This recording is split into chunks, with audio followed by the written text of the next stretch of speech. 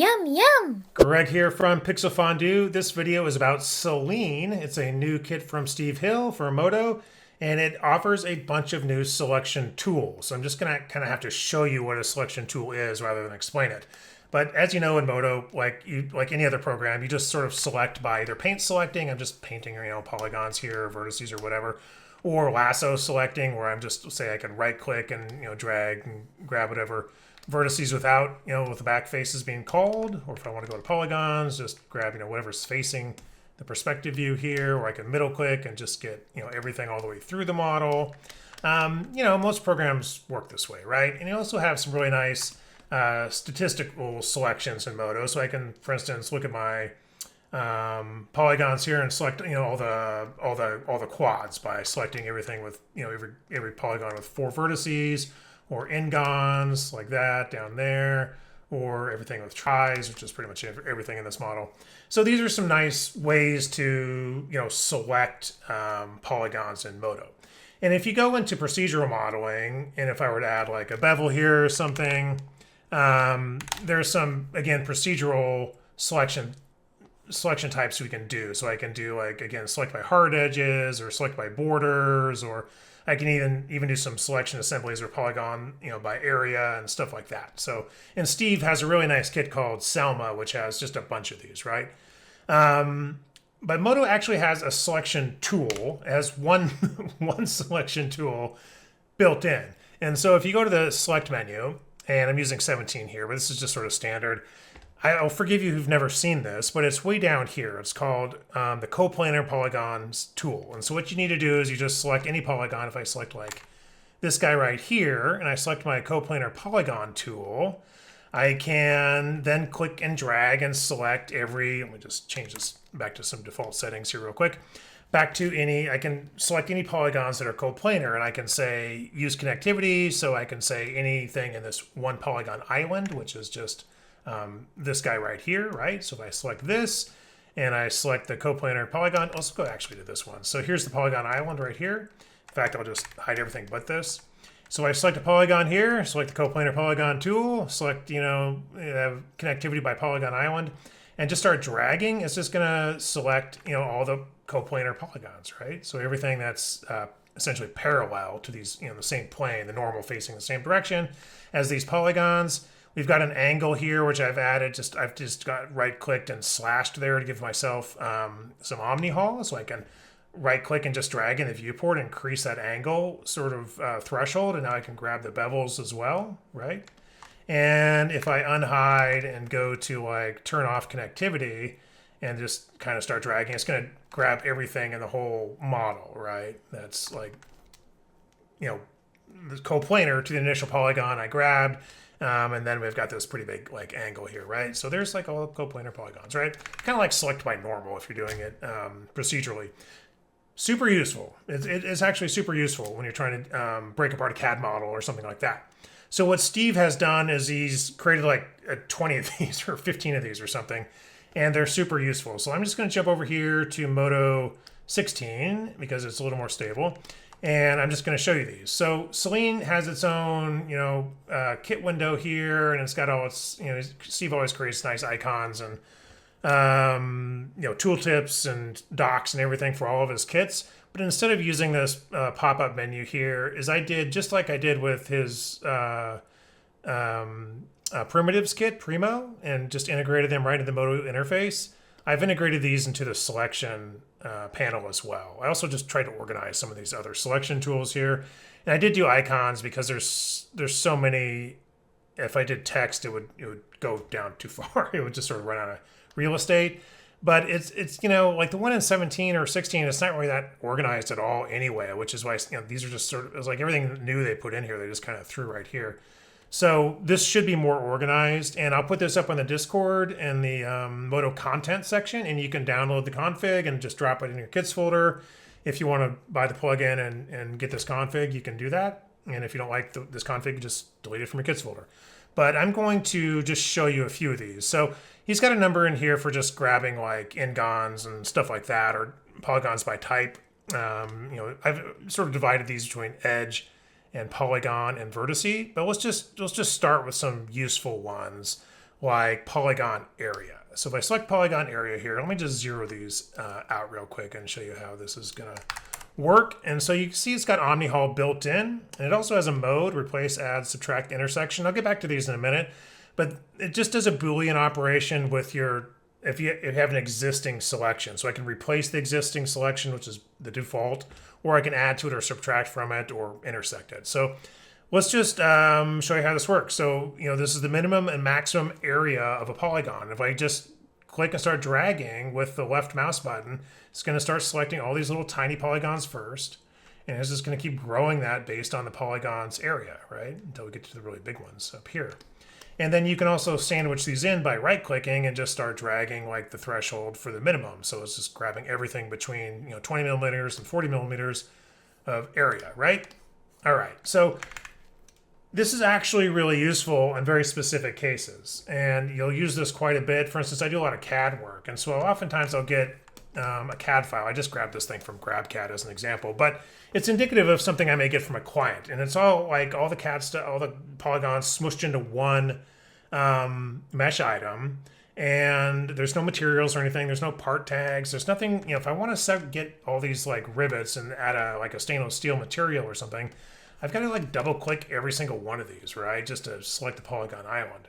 And Modo's selection tools are pretty good by default. It's nice that you can double click and get a polygon island, but it's much easier just to go over here and get the area by polygon island, right? And so I just click and drag, and it's just as quickly as that, all these different rivets are just polygon islands, and it just it knows the area, calculates the area of each polygon island, and I just set the threshold. I just grab them like this, and I can just quickly make a material or whatever, and I've got a bunch of red rivets now. So it's pretty cool. I can even do just by polygon part. So all polygon islands, or they're also called, it's a little bit confusing because there's a type of selection set in Modo called a part.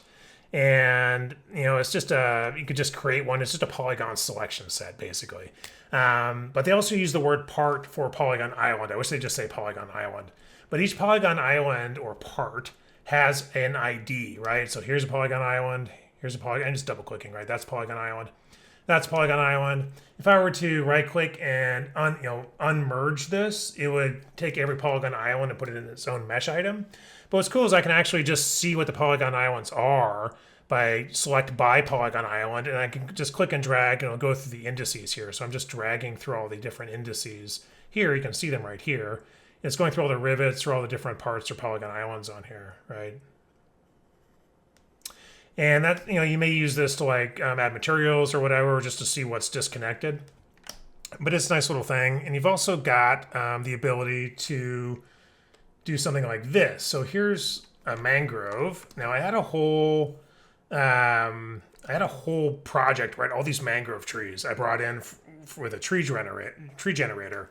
And you see all these little, I'm just turning on vertices real quick. You see all these little guys here. There's all these little polygon islands, off just sort of junking up this mesh in here, right? And so I would have to go through these and just sort of middle mouse lasso select these to delete them. It was a huge pain. And this is why I approached Steve to see if he could make this, because there's a way to do this. If I were to use Selma, his polygon selection operations that you can use with a delete mesh operation, but I just wanted a tool. I just wanted to do this manually. And so I can just grab my polygon island by area right here. Let me just zero this out, and I can just easily just start dragging. And right there, it's kind of hard to see with they're so small, but I just grabbed all of them that fast, and I can delete them just like that. Okay, now that I got rid of those little guys, let's say I want to do some adjustments to the leaves. I want to grab sort of the biggest leaves in this tree, and I want to make them brown. I want to assign a new material to them. So, how can I do that? So I know I can select polygon islands by area. If I just start dragging, I can get area.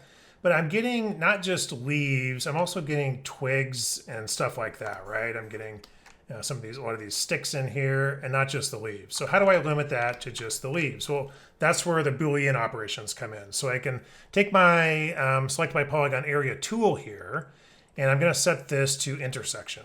And I'm going to come over here to my stats. Let me just scooch this out a tiny bit more to my stats. And I'm just going to make all my leaves active, right? I'm just going to select all my leaf materials here. So now all my leaves are selected. And I'm going to do an intersection of certain leaves with a certain polygon area with this, existing selection, right? And so I can start, dragging here, and I'm going to get all the leaves, but I just want the biggest ones. So I'm going to right-click drag and start getting rid of the little leaves.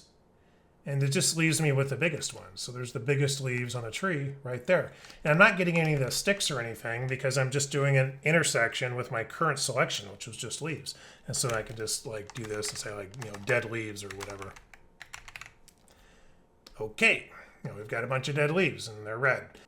So let's say I just want a random selection of leaves now, and I'm going to give them another material. Maybe I just want to thin it out. I'm just going to delete a random selection of leaves, right?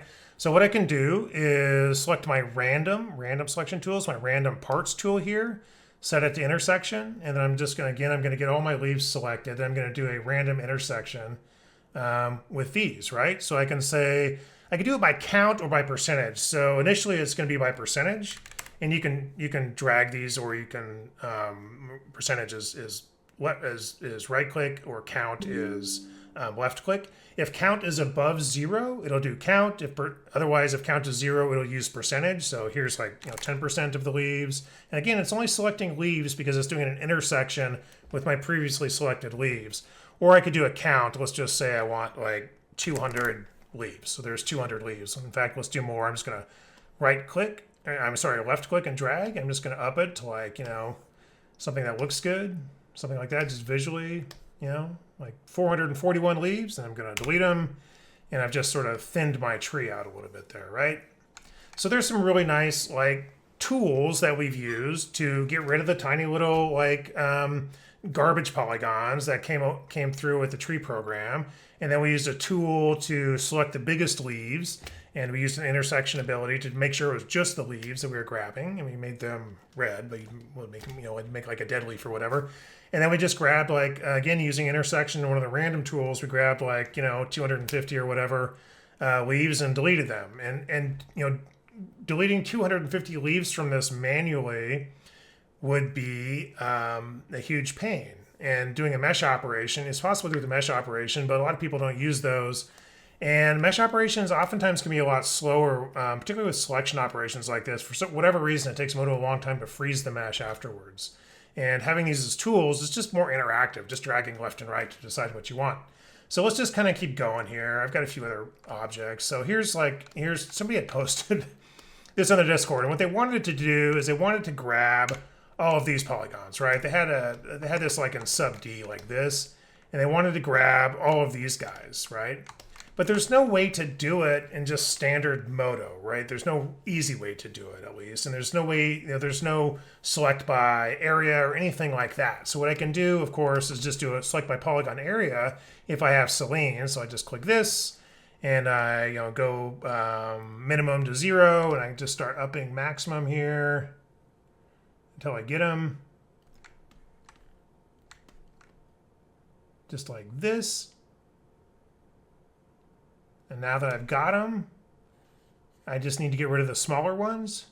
And so I start right-clicking and dragging and getting rid of the smaller polygons until we just leave all these guys, right? So now I've got all these guys. And I can let's just make again, I'll just give a material or something like that. Now, what if I wanted to go in here and just do edges? I just want to do like this, so I can add some hold edges there like this, right? Well, I can also just select by edge length. And again, I'm just doing a dragging issue. So I come over here to my edge selection tools, and this one that kind of looks like a measure thing is just select by edge length. So I grab that. Again, I just start dragging to work out the maximum edge length. And eventually I'll get those edges there. And then again, let's get rid of these smaller edges by right-clicking and sort of, nullifying those. Now I've got all these edges, right? That easy. Activate my tool, does them all at once. Now I've got hold edges when I go to sub D on all those guys. So pretty sweet, right? Again, not having to do something like this without these tools would just be a huge pain, in any program. So it's really cool that we have these sort of drag-based selection tools here. Keep in mind that once you make a selection with these tools, you can modify it with just the regular lasso selection tools. So for instance, if I just go back to the select by area tool here, and I've got, I've right clicked and I've dragged, and I've got everything, and then I left click and I drag and I got everything, and I right click and just sort of sandwich these down to like, the top, or let's just get the very top ones here. Whoops, just like this, like that, and I've got the top and the bottom, right? I could press Q to drop that tool, just like I would drop like a bevel tool or anything else, and then hold Control and, middle mouse drag and get rid of that bottom part. I can add like, I can just say I want to rotate these, then I can do like a soft selection fall off on this, and then rotate it or scale it or both or whatever. And, there you go, right? Move it over. So, these tools work in conjunction with all the regular Modo tools. It just gives you like a very interactive drag-based workflow way of making selections that would otherwise be impossible or a huge pain in the butt to make. You just turn on the keyboard here.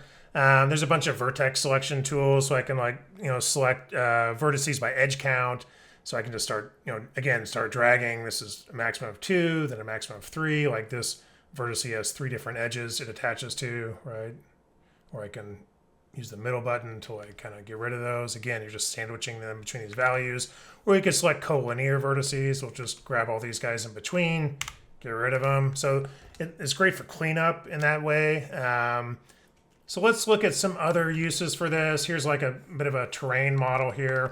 And I want some points for a replicator. So I can just grab random points. That's no problem. So here's these 2 random tools. If I'm in vertex mode, this one is just going to grab by chance. Again, I'm just right-clicking, sliding, like, you could just get, 20% chance or 100% chance, whatever, to get these, right? And it's just random. Or I can say if I want a specific number, if I want I want to put some cactuses here, or cacti, right?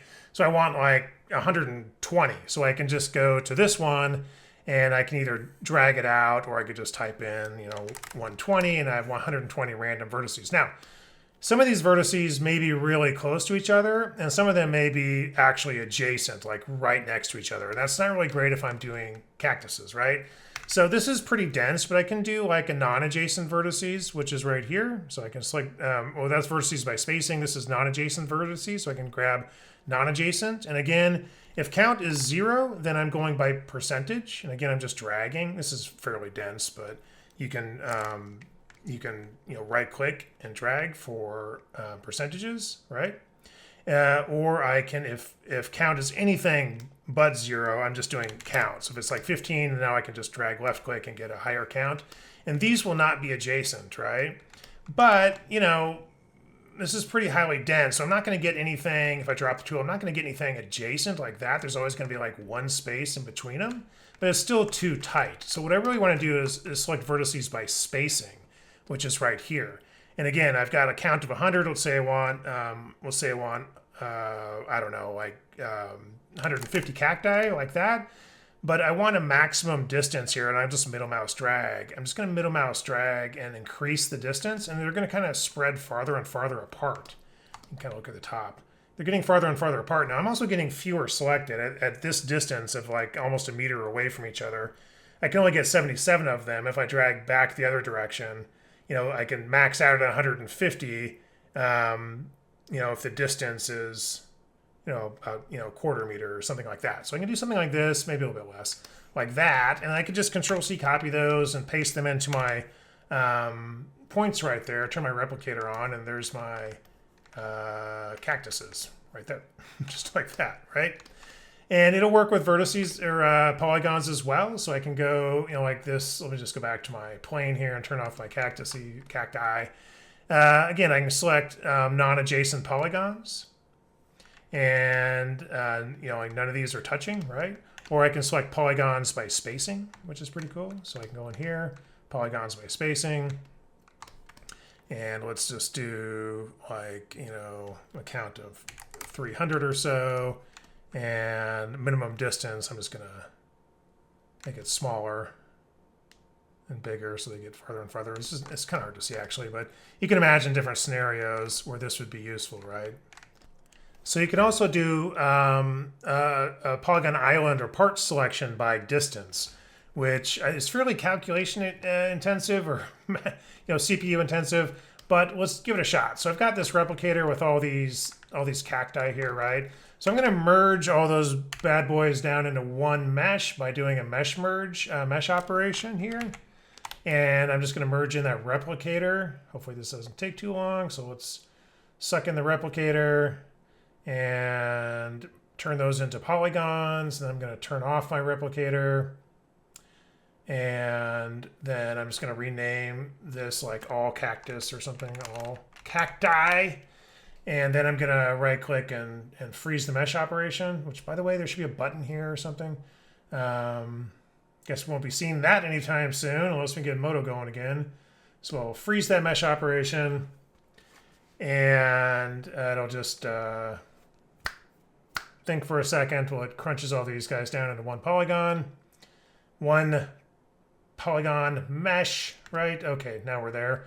And yeah, so what we want to do is I have too many cacti here. I want to reduce it to like 20, but I want them at least 2 meters apart. All right. So how do we do that? So let's go over here to select polygon islands by distance. And this one's a little CPU intensive. So it's just working out the default settings right now, which is 50%, right? And so it selects half of them. But what we want to do is enter a count. So I just want 20 of these guys, right? And let's say I want 20 or around 20, but I want them to be at least like, we'll say 1.5 meters apart. So right now they're all kind of clustered together. So I'm going to enter like 1.5 right here. And then it's going to change the number. It's going to refigure the selection. And now I've got these 20, but they're all like separated by at least 1.5 meters. They're not all sort of clustered together. So I can go over here and I'm just going to invert the selection. I'm going to delete everything else. And it leaves me with like 20 well-spaced cacti, right? I really should have done some random size and rotation on my replicator before I froze them, right? So your replicator, remember, if you want a little realistic here, let's rotate them and some random scale, but I did not do that. Anyway, but you can see how useful that is, right? It's just like a bunch of new tools for your toolbox. And so let me show a few more with curves. There's some really good curve stuff on here as well. So while most of the selection tools involve just dragging, there's a couple of tool handles that are also kind of useful. So I can go to let's go to Vertices, and then I'm going to, they're down here, selection tools with handles. So I can select just by proximity. So I can click this guy and click here in the viewport, and I can just drag my tool handles around. And then again, I can right click and left click for minimum and maximum. So I can even get like sort of a donut shape if I want to. And then, like I said, super fast. This is useful. Let's say I want to do, maybe I want to do like a crop circle. I don't know. One use case for this is just creating weight maps. So I can go over here. We just go to like VMap and then go to the VMaps here. Let's just make a new weight map. And let me just go ahead and clear it out. And then, like I said, you can, now that these are active, like I've selected these, let's just start over. Like I can, I'm in weight mode, I have weight map selected, and I'm going to use the select by proximity, and I'll just move it around where I want it and adjust my left and right clicks. And I've got these selected. So I can activate the weight tool. I'll just do Shift W, but I can also activate a fall off now that I'm here. So I can do like a noise fall off like this. And then I can just, start dragging and applying weight to this. And then there we go. I just created this sort of natural noisy weight for a crop circle or something. So that's select by proximity. There's obviously other uses for it. You can also select by plane, biplane. There's a biplane icon, get it? And this will, same thing. I'm selecting on the Y plane. So if I want to do like elevation, I can just drag it up and get whatever elevation I want, or I could do, X or Z or whatever. And you just drag it around. So what else do we have on here? I did put these here. These are actually standard Modo ones. Some of these fall off ones, but I made icons for them and put them in this config. You never would have known these were here, but you can actually select using the fall off tools as well. What else? Oh, there's a couple of weird ones. So let's go back to a weight map, right? So let's just let's use our proximity one again, and I'll just make a new weight map. So I'm just gonna left click and make this smaller, and then let's just call this W, and then we'll activate the weight tool, and then like a soft selection tool, which I'll drag out, and then I'll click and make our weight map. We'll just 0. So there's the weight map, and if I want to select all the vertices with a weight map, I can just click the weight there, and I can get every vertice that has a weight value attached to it. And also work with like morphs. So if I want to make a new, we'll just do a quick like morph here. So let's make a morph map. We'll just call it morph, and I'll sort of squish this guy. Well, actually, let's don't do that. Let's do, let's just grab these and squish them down like so. Okay, so there's the regular guy, and here's the morph. If you ever want to select vertices that that have morph values applied, you can click your little happy face there and select the morph map and just click. I don't know if, you should have to select the morph map so it knows which morph map you're using, but it'll just select the vertices that have morph values on them, right? And that's actually pretty useful. So you know if you have some errant vertice with a morph value on it, you can find it and remove it. You can just, if I wanted to like say remove all the morph values on these, I can right click and clear it, and it'll remove the morph values on those. So there's that. I think you can also just let's go back to the plane here and the weight map. I think you can do sort of a weight minimum and maximum as well. So I only want like the really the polygons or the verts with just really low weights. I can just drag. Again, I'm doing just left and right mouse dragging. I just want the verts with anything under like 0.38 or a third or whatever, and then I can clear those. So you can isolate weight map values pretty easily as well. So I can do that. Then maybe I want to re-smooth it or something like that over on my weight tools. So we'll just do smooth selected to smooth those out a couple times. Okay, so you get that. So these are pretty special use case ones, but they're pretty good ones. I should actually put this weight map one next to this one. So let me just fix that config real quick. If you want to fix your configs, if you're not used to doing that, if you want to adjust the one I send you, you can just go up here and say, go to form editor and then say find form. Click on this. You'll see this is the Pixel Fondue select form. And then I want to do these weight ones here. So these vertex ones, I actually mouse down the vertex ones. We've got weighted vertices, morph vertices, and weighted vertices range. I think I should rearrange those so the two weight ones are together. And then we've got that one. And then if you like it, you just select your form or right click and say save form. And I just save, just this will be the name of it. You just save over that in your kids folder, and you've updated your form. So there's a little tip for you there. Okay. So here I've got just like a sci-fi panel with a bunch of wires here, right? And I just drew these wires with the catenary tool here, and that came with Primo. So Primo's got this. Primo is like the best thing you can get for Modo. So if you don't have Primo, buy Primo. And so these are catenary curves. I just draw them interactively. So I want to draw a wire. I just click the starting point, decide where I want to do my end point, and then I can up and down for how big of a drop you want, and you can use these tool handles here to move them around as well so they don't intersect. With the other curves, let's say I want to make a small one, I'm just going to shift click and do like a small one and drag up to make it kind of small. So I've got some small curves, I've got some big curves,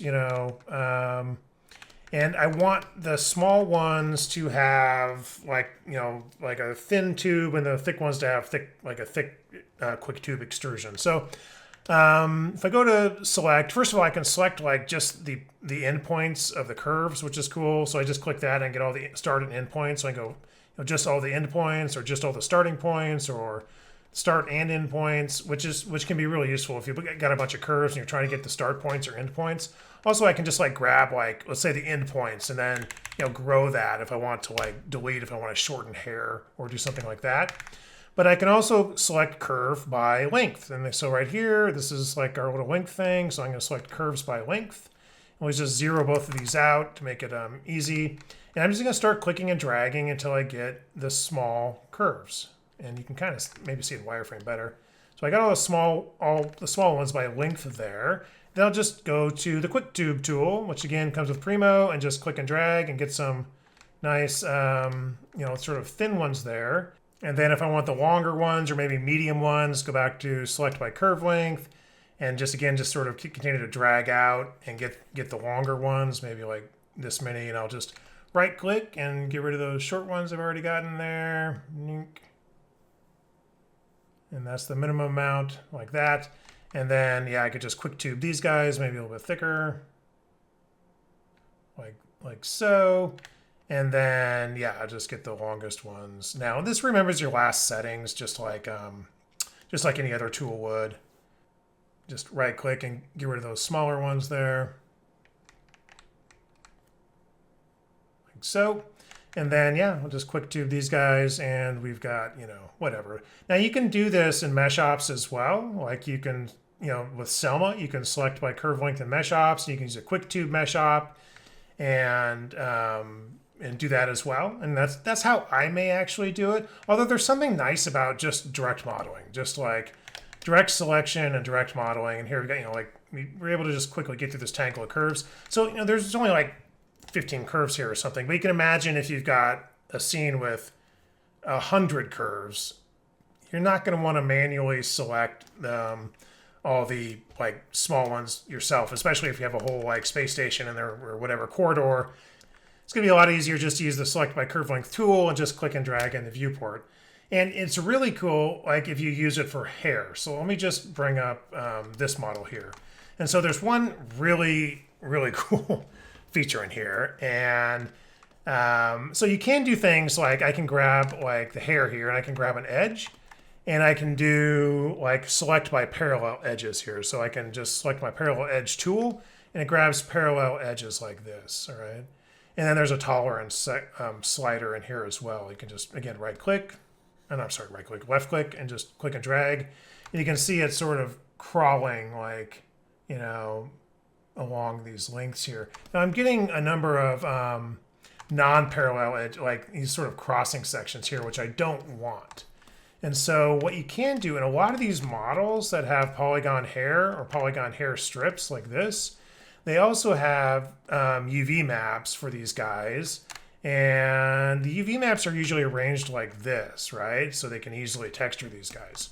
So what's cool is you can actually use this tool right here to select parallel edges in UV space. And this is where it gets really neat. So I'm just grabbing one curve or one edge, and I want all the parallel edges in UV space, just like that. It just does it, right? I don't want much of a tolerance at all. I just want all those guys like that.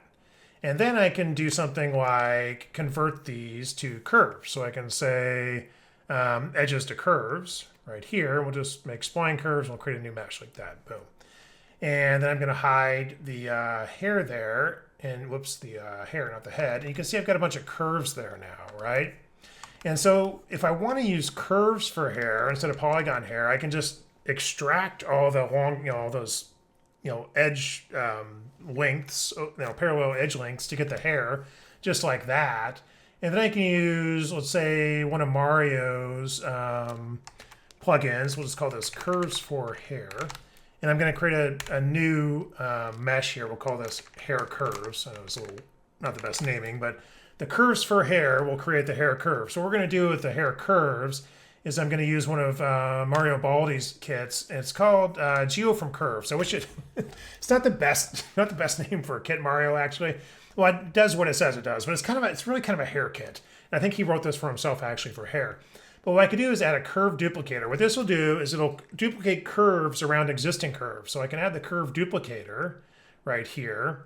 And this is a little unstable in 17, so this is one of the reasons I'm using 16. 17, this tends to be not super stable. But if I add that, and then I sort of twirl down and I say, okay, let's do a source mesh. And our source mesh will be the curves for hair. Those are the initial curves I used the selection, the parallel edges in the UV space for to create the curves. And it's kind of sparse. I'm going to use that. And it's going to duplicate curves around those curves. You can see it's duplicated them, right? And so right now it's duplicating 10 curves around each one of those. And you can do like sort of a uniform distribution or a poison, which is poison, I think it's pronounced, Pison. It's just a different sort of distribution around the curves. But, it looks pretty good. Let's just maybe bump this up to like 25 or something. It'll slow down a little bit. So we're getting a lot of curves in here now, but it's still fairly fast, right? And then there's also some clumping and rotation in here and some other stuff you can do. But we'll just leave those for now. And let's see, let's close this and we'll take our hair curves right here and we'll hide curves for hair. And we'll just go to make these curves renderable and we'll make a really small radius, like 1 millimeter. I think it needs to be smaller than that, but we'll just keep it there for now. Let me just kind of hide that panel and I'll pop open a new 3D viewport and let's just zoom in on use my camera here to push in a little bit. And I might have an HDR in this scene. I do not. Let me just grab an HDR for hair rendering real quick here and let's find something. Actually Substance Designer comes with some pretty good HDRs, some studio HDRs. We'll try one of these. And then I'm going to, we'll just advanced options. We don't want to use the view. We want to use the just default viewport background here. And then, yeah, let's turn this into Octane and let's say render and let's see what our hair looks like. Octane. Okay, pretty quick. Okay, so yeah, 1 centimeter is pretty quick on the hair, or pretty thick on the hair there, but it looks pretty good. So let's reduce the hair diameter for rendering here. So maybe 0.0003 or so. That's still pretty thick. Maybe like 150 nanometers, micrometers. Anyway, that's a little bit better, right? And then we can, I'm actually just going to freeze this guy. Just go to freeze mesh operations. We'll just freeze the curve duplicator in there. And then I'm going to give that a material. We'll just call it hair. I might already have a material in here called hair, but that's all right. Hair. Do I have a ponytail? I do. Oh, poly hair. That's fine. So we'll call it hair. And then I'm just going to add an Octane override on that. And then in the schematic, we'll just get a hair material. So new material, let's get a hair material. And the hair material in Octane, I've got a couple videos on it. It's pretty sweet. You can use melanin components.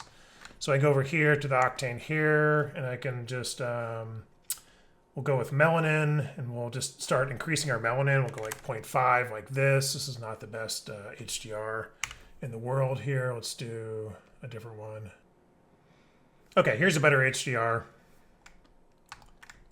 And yeah, let's just go back to our melanin. And so, yeah, it's pretty cool. You can just like a lot of melanin, obviously, is sort of dark hair, or, a little bit is more blonde hair. You can add this, pheomelanin, I think is going to make it more reddish. Like so, and it has a whole bunch of like, randomness stuff in here as well. And so, yeah, okay, so we've got some, HDR is a little bright. We'll just, we turn down the exposure in the imager a little bit. How about that? Is that all right? Something like this. Okay, not so blown out.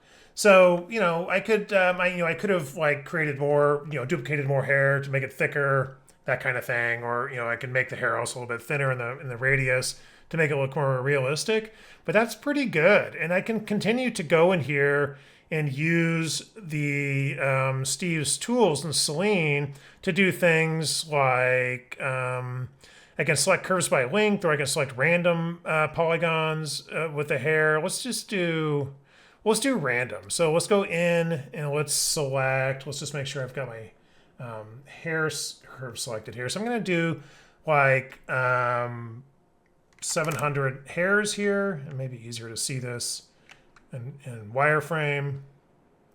And so you have to click in the viewport to activate the tool just like you would any other tool.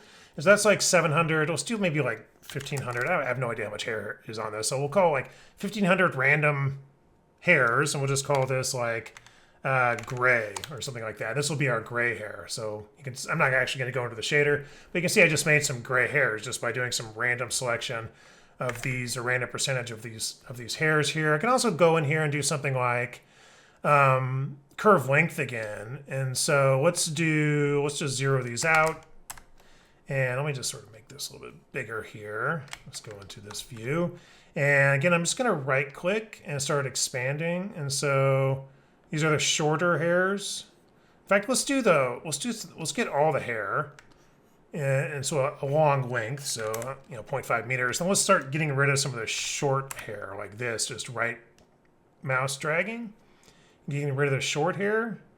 And so we just have some of the longer hair sort of like this, and maybe I'll just finish this up by manually getting rid of those in the back just by lasso selecting, holding control and getting rid of them. And then I'll call this hair gradient or something like that. And so let's just sort of make my Octane viewport bigger again, scooch those out of the way. And with hair gradient, I'll just duplicate this Octane override here, and drag it in here. And then in my schematic, I want to make sure I'm on hair gradient. I can do something like add a gradient node. And so under new texture, do a gradient 2. Gradient 2 is just kind of looks like the standard Modo gradient. And then I'm going to plug that into albedo. And then under input, I'm going to do a new texture, and I think we could do the W coordinate is just sort of the length along the hair. And then in here, I can do edit gradient, and let's just turn the hair material from melanin back to albedo. And then I can edit my gradient, and we'll just do like a stylish, I don't know, purple and orange like swoop here or something like that. There we go. We'll turn the rest of the hair, kind of make it more brunette, more cyberpunky, like that. Too much gray hair. Let's actually just use our stats to select the gray hair by material, gray, and we'll just add that back to the hair like that. Okay, yeah, there we go. We selected the longest hair using the Selene tools and gave her a stylish little cyberpunky swoosh there. I guess, I don't know. So yeah, pretty sweet. I mean, these are the types of tools where you may forget you have them and then until you need them. And then you're in a situation where you're like, oh God, this sucks. And you're manually like selecting a bunch of stuff. You're like, oh yeah, wait, the Selene tools. And then you just go over there and you use them and they're super awesome, right? So I do suggest this 100%. We should support our plugin developers, Steve being a prominent one. And I'll put the link to the his page, so like the Gumroad, in the description. And I'll put the config for this if you want, if you want all these tools in your selection panel. I'll put the config up on Modo Discord under the Modo content section, where you can also get this Primo config as well. Okay, that's it. Yum, yum.